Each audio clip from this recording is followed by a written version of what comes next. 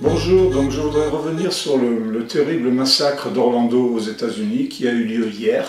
Donc bien évidemment on ne peut que condamner cette tuerie et prier pour les victimes. Mais rien ne saurait justifier ce genre d'action, c'est évident. Alors pour autant, cela ne doit pas nous empêcher de nommer les vrais responsables. Et je crois que très fondamentalement, en arrière-plan, ce qui porte la responsabilité de cette tuerie, c'est cette dictature du politiquement correct mondial qui, contre la volonté de la majorité des populations planétaires, et notamment contre l'éthique fondamentale de l'Église catholique et aussi dans une certaine mesure de l'islam, essaye d'imposer des choses dont nous ne voulons pas. Donc l'immense majorité des êtres humains sur Terre ne veut pas. Alors je pense notamment à la légalisation forcée du mariage homosexuel, dont on va prendre juste deux exemples. François Hollande qui a imposé cela aux Français, je dis bien imposé parce qu'il a refusé de faire un référendum, car il savait très bien qu'en réalité, au-delà des chiffres truqués du gouvernement français, cette loi ne serait jamais passée.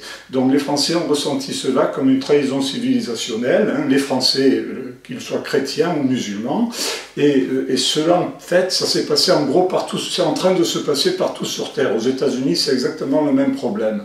Alors ça, c'est le premier exemple, donc l'exemple français.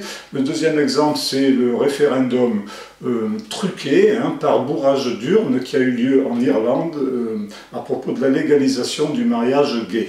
Donc là aussi, on assiste à ce triste spectacle de voir des nations entières se faire complètement rouler dans la farine et à qui on impose des choses dont elles ne veulent pas.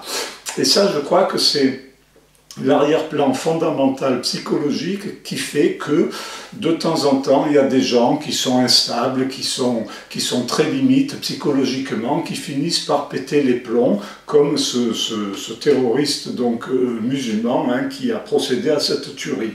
Donc ça c'est fondamental.